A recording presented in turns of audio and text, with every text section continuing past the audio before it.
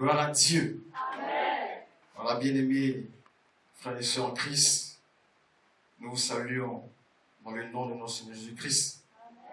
C'est là qui nous fait la grâce ce matin d'être dans sa présence et de parler en son nom. Alléluia. Et avant tout propos, nous voulons dire merci à l'homme de Dieu qui ce matin nous cède son pupitre pour parler de la part du Seigneur. C'est une grâce. Alléluia. Que le Seigneur bénisse son serviteur, qu'il bénisse notre maman, qu'il bénisse aussi ses collaborateurs. Alléluia. Bien-aimés, ce matin, sans plus tarder, nous allons prendre notre Bible dans le livre de 1 Samuel, voilà, son chapitre 17. Alléluia. Voilà, moi j'ai la version Semeur. Voilà. Il faut dire c'est pratiquement tout le chapitre. Nous allons commencer à partir du verset 31 jusqu'au verset 51. Alléluia. Voilà, si c'est trouvé, je fais la lecture. Verset 31, il a dit: ce que David avait dit se propagea rapidement et parvint jusqu'aux oreilles de Saül, qui aussitôt le fit venir. David lui dit que personne ne perde courage à cause de ce Philistin. Moi, ton serviteur, j'irai et je le combattrai. Verset 33. Mais Saül lui répondit: tu ne peux pas aller lutter contre ce Philistin. Tu n'es qu'un gamin. Alors que lui, c'est un homme de guerre depuis sa jeunesse. David répondit à Saül: quand ton serviteur gardait les moutons de son père, et qu'un lion ou même un ours survenait pour emporter une bête du troupeau, je courais après lui, je l'attaquais et j'arrachais la bête de sa gueule. Et si le fauve se dressait contre moi, je le prenais par son poil et je le frappais jusqu'à ce qu'il soit mort. Verset 36. Puisque ton serviteur a tué des lions et même des ours, il abattra bien cet incirconcis de Philistins comme l'un d'eux, car il a insulté les bataillons du Dieu vivant. Verset 37. Puis David ajouta: l'Éternel qui m'a délivré de la griffe du lion et de l'ours me délivrera aussi de ce Philistin. Alléluia. Finalement, Saül dit à David: vas-y donc, et que l'Éternel soit avec toi. Puis il lui fit revêtir sa propre armure.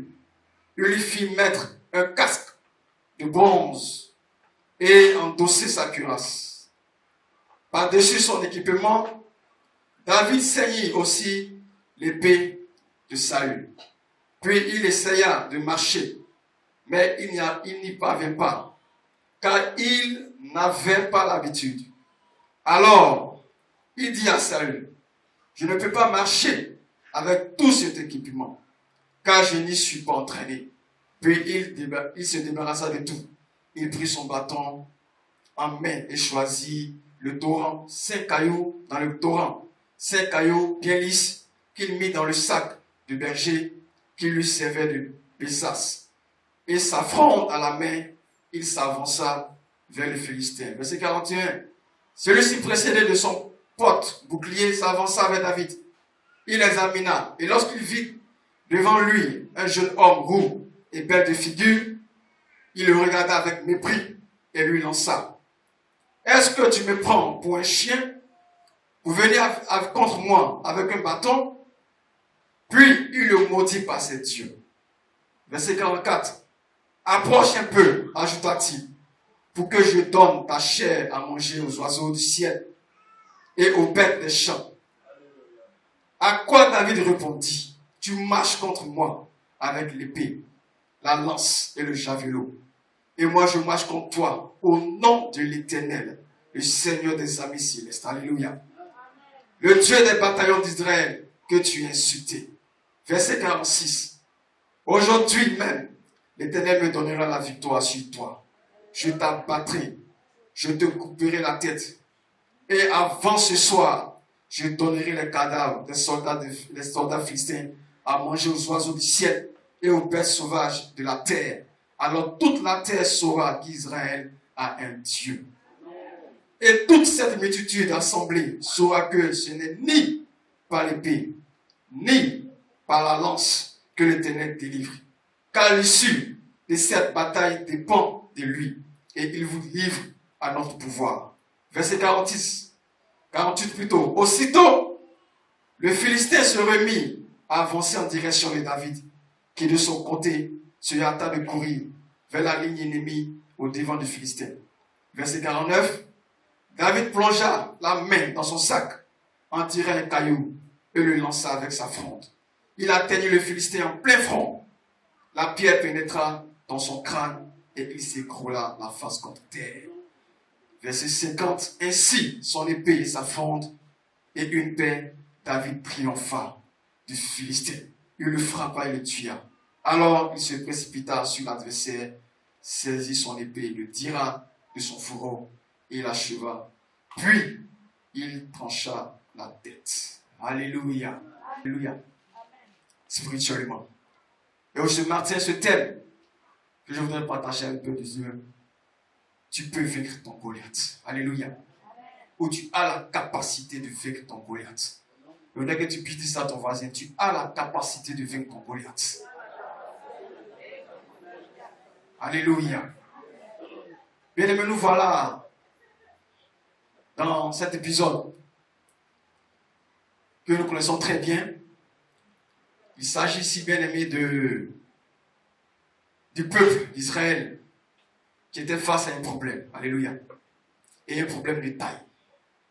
Il a dit, quand nous le voyons au verset 1, il a dit, l'armée des Philistins s'était réunie, bien aimé, pour faire la guerre à Israël. Alléluia. Et aussi, de leur côté, le peuple d'Israël aussi, s'était aussi mobilisé pour aller aussi faire la guerre face à l'armée des Philistins.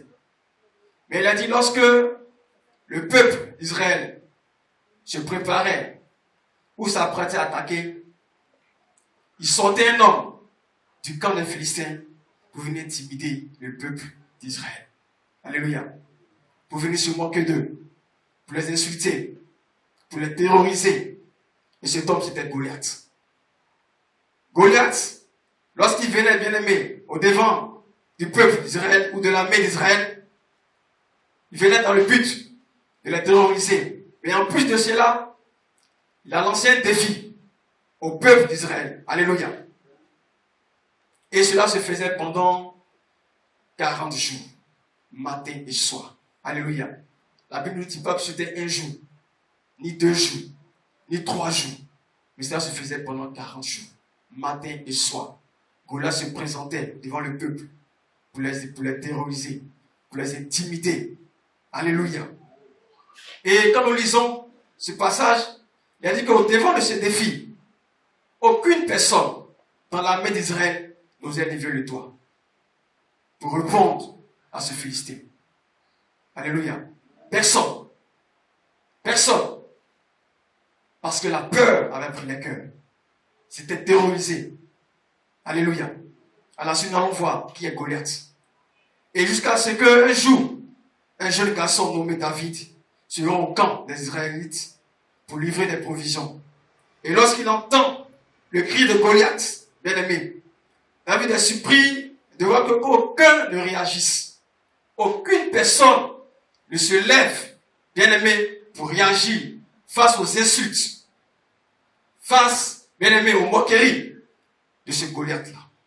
Et c'est là que, bien aimé, Goliath, ce petit enfant, ce petit garçon, de taille, alléluia, de taille, David plutôt, de taille, va se lever, va se proposer au combat contre Goliath.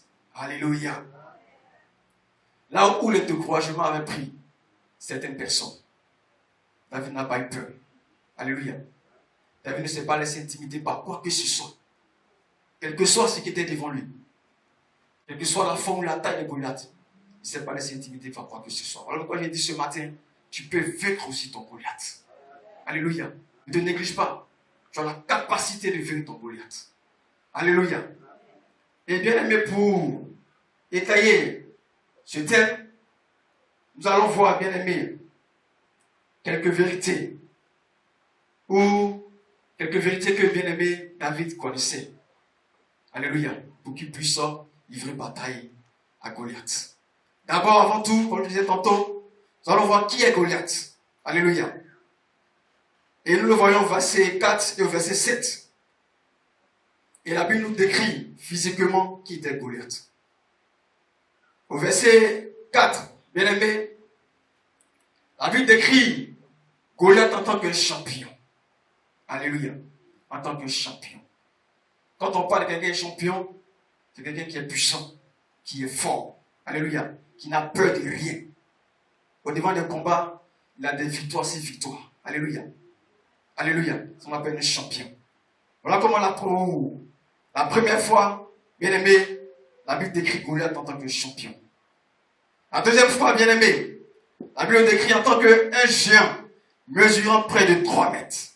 C'est-à-dire sa taille, bien aimé, vraiment, ce Goliath était vraiment grand. Alléluia. Et troisièmement, il a dit qu'il était revêtu d'un casque de bronze et d'une cuirasse à écailles en bronze pesant 60 kilos. 60 kilos. Son casque et sa cuirasse pesaient 60 kilos. C'était pas n'importe qui. C'était pas n'importe qui. Ces deux choses, ça dépasse déjà mon